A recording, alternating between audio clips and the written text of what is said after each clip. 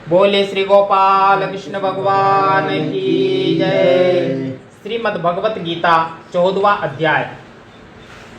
श्री भगवान जी बोले कि हे अर्जुन, मैं संपूर्ण ज्ञानों से उत्तम ज्ञान तुझसे कहता हूँ, जिस ज्ञान के आश्रय से संपूर्ण मुनिजन परम सिद्धि को प्राप्त हुए हैं। जिस ज्ञान को मैं अब तुम्हें सुनाऊंगा, उसी के आश्रय से जो मुनिगण मेरी समता को प्राप्त हो गए हैं, वे सृष्टि काल में न उत्पन्न होते हैं और न प्रलय काल में दुख भोगते हैं। वे जन्म मरण से रहित हैं। महद ब्रह्म प्रकृति मेरी योनि है, इसी में मैं गर्भ धारण करता हूँ।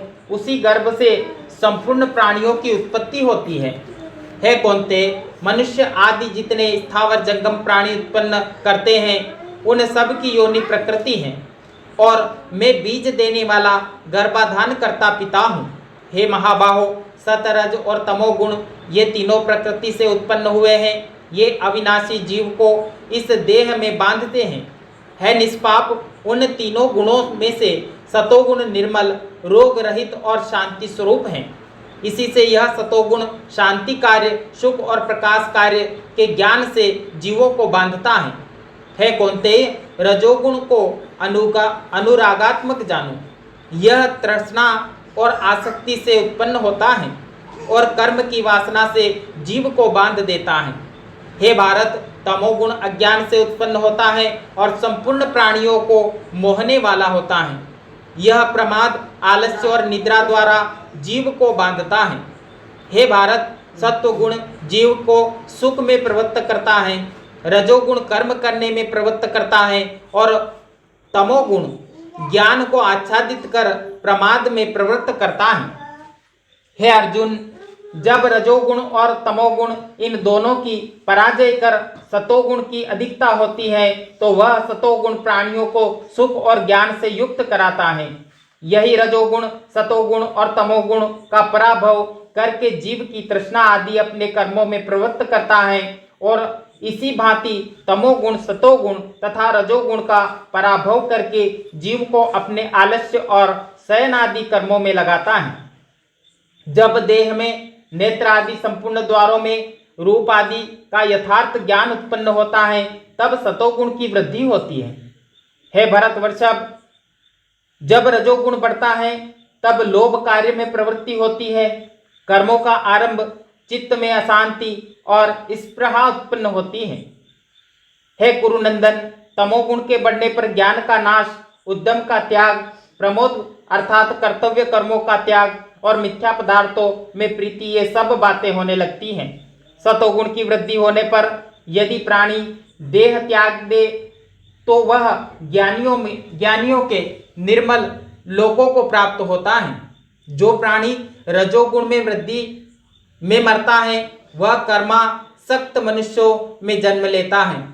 जो तमोगुण की वृद्धि में मरता है, वह पशु योनि में उत्पन्न जन्म लेता है। सुकृत कर्मों का फल सात्विक और निर्मल होता है। रजोगुणी कर्मों का फल दुख होता है और तमोगुणी कर्मों का फल अज्ञान होता है। सतोगुण से ज्ञान उत्पन्न होता है, रजोगुण से लोभ और तमोगुण से आलस्य, मोह और अज्ञान उत्पन्न होता है। हे अर्जुन, सात्विक मनुष्य ऊर्ध्व लोकों को जाते हैं, रजोगुणी इस मृत्यु लोक में जन्म लेते हैं और तमोगुणी अधोलोक को जाते हैं। जब विवेकी पुरुष सत्वादि गुणों से भिन्न किसी और को करता नहीं समझता और गुणों से परे मुझ परमात्मा को जानता है, तब वह मेरे रूप को प्राप्त हो जाता है। देहधारी प्राणी देह से उत्पन्न हुए इन तीनों गुणों को त्याग कर जन्म, मृत्यु, जरा और व्याधियों से छूटकर ब्रह्मानंद को प्राप्त होते हैं। अर्जुन ने पूछा कि हे प्रभु, जो इन तीनों गुणों को पार करता, उसका लक्षण क्या है? उसका आवरण कैसा होता है और किस भांति तीनों गुणों का अतिक्रमण किया जाता है?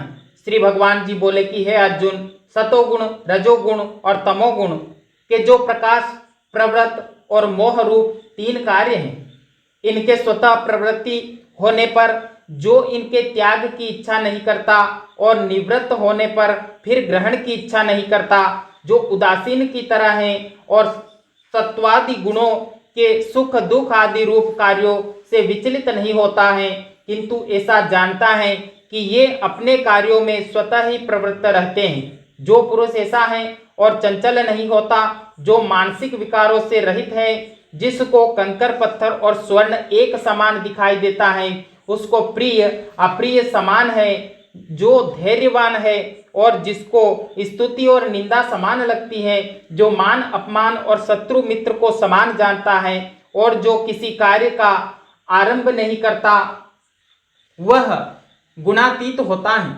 जो कोई अनन्य भक्ति से मेरी सेवा करता है, वह तीनों गुणों को लांघकर ब्रह्म भाव को प्राप्त होता है। हे अर्जुन, अविनाशी ब्रह्मा का स्थान में ही हूँ, निरंतर धर्म का स्थान में ही हूँ और नित्य सुख का स्थान भी मैं ही हूँ। इति श्रीमद्भगवद गीता 14वां अध्याय समाप्त। बोल श्री गोपाल कृष्ण।